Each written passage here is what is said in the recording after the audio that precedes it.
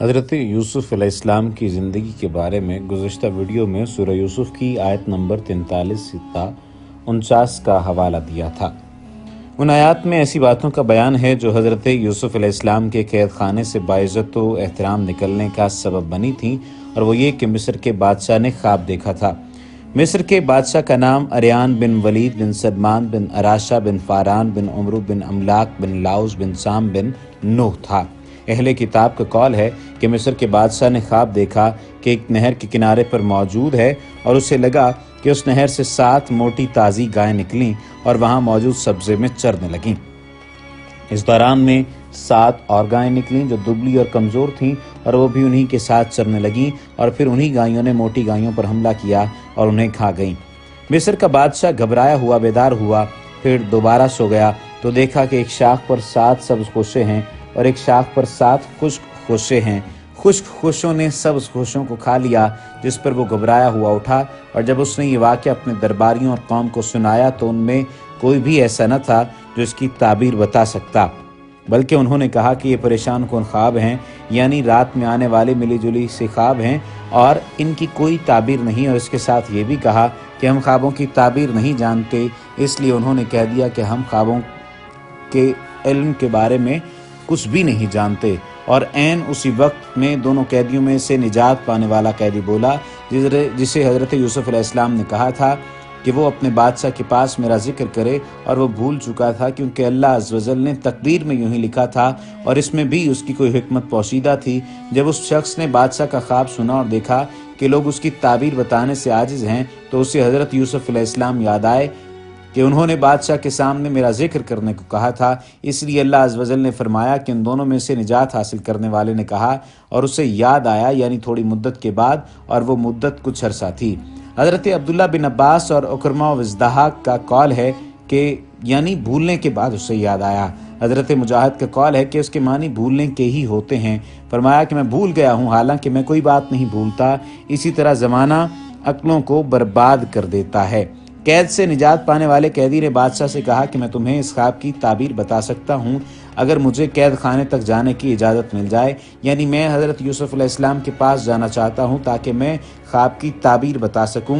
اسے اجازت مل گئی، اور وہ حضرت یوسف علیہ السلام کی خدمت میں حاضر ہوا اور بادشاہ کا خواب بیان کیا، جیسا کہ اللہ عز و جل نے قرآن مجید میں فرمایا ہے۔ اہل کتاب کا قول ہے کہ اس نے بادشاہ کے سامنے حضرت یوسف علیہ السلام کا ذکر کیا۔ بادشاہ نے حکم دیا کہ آپ علیہ السلام کو رہا کر کے اس کے پاس لایا جائے۔ حضرت یوسف علیہ السلام بادشاہ کے پاس پہنچے، اور بادشاہ نے اپنا خواب آپ علیہ السلام سے بیان کیا، جس کی تعبیر آپ علیہ السلام نے اسے بتا دی۔ اہل کتاب کا قول درست نہیں ہے، اور یہ من گھڑت کہانی ہے جو انہوں نے اپنے پاس سے بنا لی۔ حضرت یوسف علیہ السلام کے سامنے جب بادشاہ کا خواب بیان کیا گیا تو آپ علیہ السلام نے اس کی تعبیر بغیر کسی مطالبے کے بتا دی، جیسا کہ اللہ عز و جل نے بیان فرمایا ہے۔ نیز حضرت یوسف علیہ السلام نے فرمایا کہ جب قحط سالی ہو تو ہر شخص کم سے کم غلہ استعمال کرے، اور کھیتوں میں بوائی بھی کم سے کم کرے، کیونکہ 7 سال تک فصلیں بہت کم ہوں گی۔ یہ آگاہی اور رہنمائی حضرت یوسف علیہ السلام کی فہم و فراست کی جانب اشارہ کرتی ہے۔ قرآن مجید میں ارشاد باری تعالیٰ ہوتا ہے، سورہ یوسف کی آیت نمبر 50 سے 53 ہے کہ بادشاہ نے کہا اسے میرے پاس لاؤ۔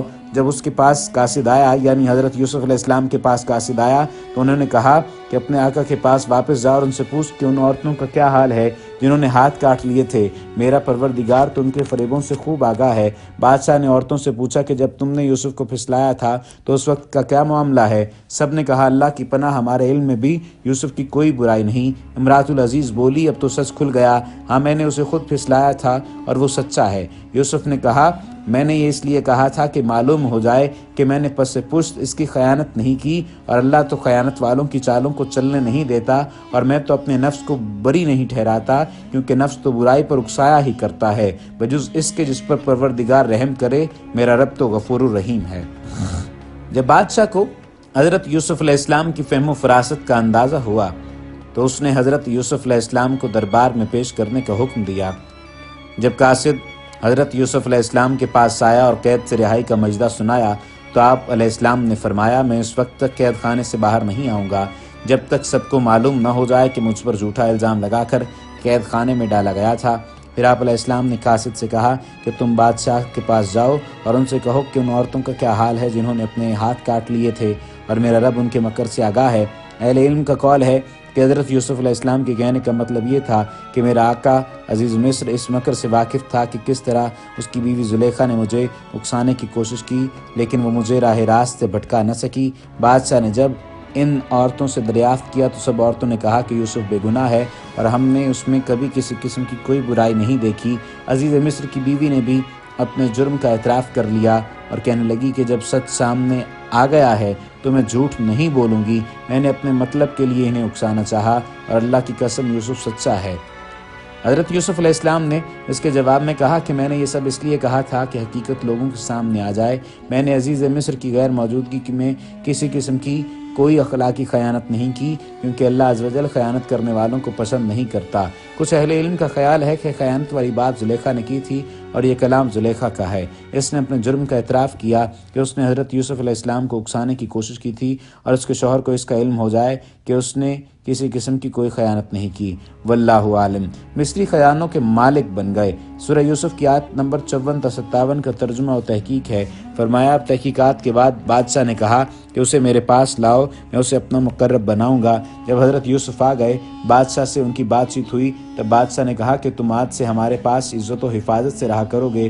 حضرت یوسف نے کہا مجھے زمین کے خزانوں کا سردار بنا دے، میں حفیظ و علیم ہوں، اور ہم نے اس طرح سے یوسف کو ملک بھر میں اقتدار دیا، وہ جس طرح چاہتا تھا اس میں رہتا تھا۔ یہ ہماری رحمت کا حصہ ہے جسے ہم چاہتے ہیں دیتے ہیں، اور ہم احسان والوں کے اجر کو ضائع نہیں کرتے، اور آخرت کا اجر تو ایمان اور تقوی والوں کے لیے بہت بہتر ہے۔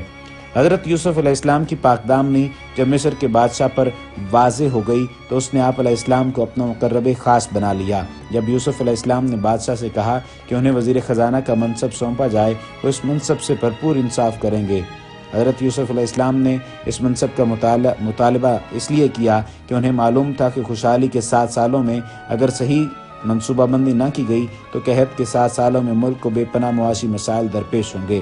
آپ علیہ السلام چاہتے تھے کہ قحط کے ان 7 سالوں کی پیش گوئی منصوبہ بندی کر لی جائے اور لوگوں کو خوراک کے حصول میں کسی قسم کی کوئی تنگی نہ ہو۔ حضرت یوسف علیہ السلام کی اس بات میں یہ بھی دلیل پوشیدہ ہے کہ اگر انسان ایماندار ہو اور اپنے کام سے انصاف کرنے والا ہو تو وہ حکمرانی کا مطالبہ کر سکتا ہے۔ اہل کتاب کا قول ہے کہ مصر کے بادشاہ نے حضرت یوسف علیہ السلام کو نہایت عزت کے ساتھ مصر کی سرزمین ان کے حوالے کر دی، اپنی شاہی انگوٹھی انہیں پہنائی، گلے میں سونے کا ہار پہنایا اور ریشمی کپڑے زیب تن کروا کر اپنی سواری پر سوار کروایا، اور مصر میں عام اعلان کروا دیا کہ مصر کے اصل حکمران حضرت یوسف علیہ السلام ہیں، میں صرف عہدے میں ان سے بڑا ہوں۔ اہل کتاب کا قول ہے کہ جب حضرت یوسف علیہ السلام کی عمر 30 برس ہوئی تو بادشاہ نے ان کی شادی ایک خوبرو اور شان والی عورت سے کر دی۔ حضرت سولبی رحمۃ اللہ تعالی علیہ کا قول ہے کہ بادشاہ نے عزیز مصر قطفیر کو برطرف کر دیا اور حضرت یوسف علیہ السلام کو اس کی جگہ عزیز مصر بنا دیا۔ ایک قول یہ بھی ہے کہ جب زلیخا کا شوہر قطفیر مر گیا تو بادشاہ نے زلیخا کی شادی حضرت یوسف علیہ السلام سے کر دی۔ زلیخا کنواری تھی کیونکہ اس کا شوہر قطفیر نامرد تھا۔ زلیخا کے بدن سے حضرت یوسف علیہ السلام کے 2 بیٹے افراہیم اور منشا تولد ہوئے۔ حضرت یوسف علیہ السلام نے مصر میں عدل و انصاف سے بھرپور معاشرہ قائم کیا۔